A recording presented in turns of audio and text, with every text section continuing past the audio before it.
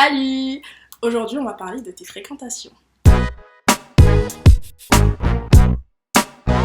Alors, il y a des moments où on se dit, mais c'est fou ça, avec telle personne ça fonctionne pas, avec telle personne ça fonctionne, ou bien c'est bizarre ça, depuis que cette personne est dans ma vie, waouh, il y a du progrès.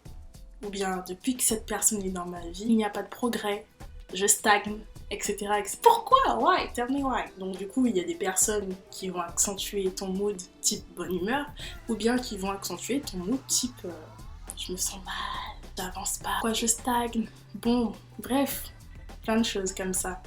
Ou bien, je n'arrive pas à avoir telle opportunité, telle aide. Pourquoi ça ne fonctionne pas? Mais c'est fou ça. Aujourd'hui, je vais vous partager ce que j'ai eu à cœur de vous partager, tout simplement. Ready? Alors, il y a ce que mon frère de cœur appelle les connexions divines. Ça se trouve, je ferai une story time sur comment j'ai connu mon frère de cœur. La parenthèse est refermée. Ce que je pourrais appeler connexion divine, ce sont des rencontres, des échanges qui ont été réfléchis en amont, mis en place en amont par Dieu, tout simplement.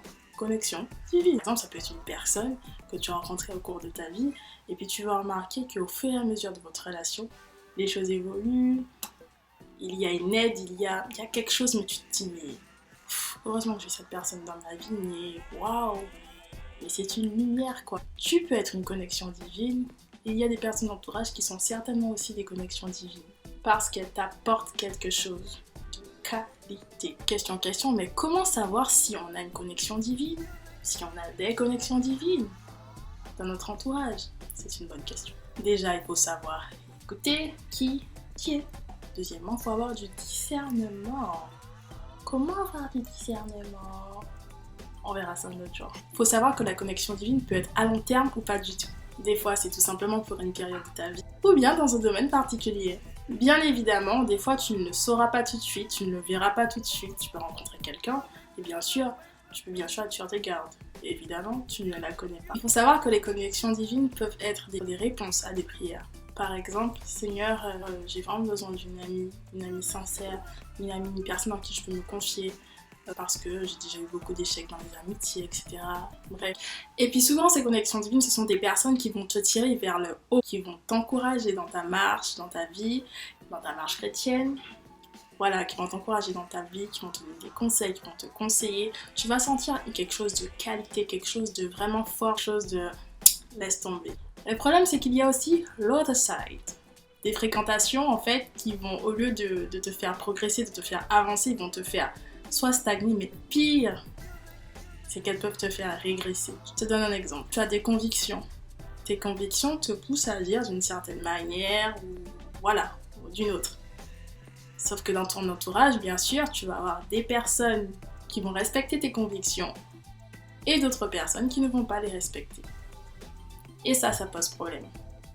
Je ne vous apprends peut-être rien, mais il y a un verset qui dit « Ne vous y trompez pas, les mauvaises fréquentations corrompent les bonnes mœurs ». Du coup, ça se trouve, j'ai des fréquentations qui ne sont pas des bonnes fréquentations. Mais quoi comprendre là-dedans? Pour moi, les mœurs, ce sont les valeurs.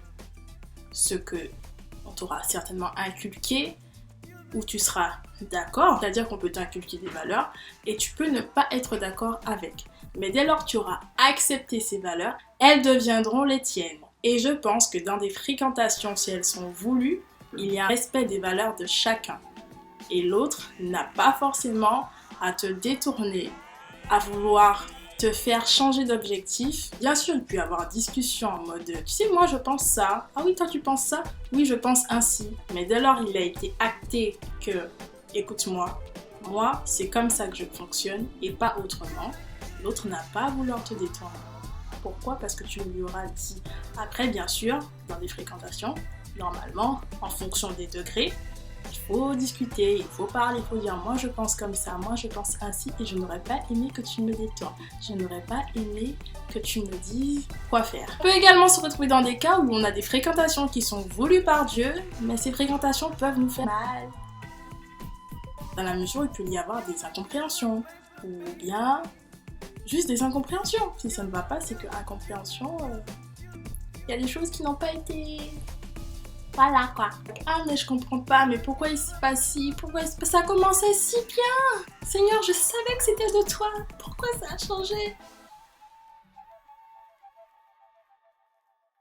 Il vous faudra de la patience, de l'amour, un peu beaucoup d'amour à manifester à cette personne.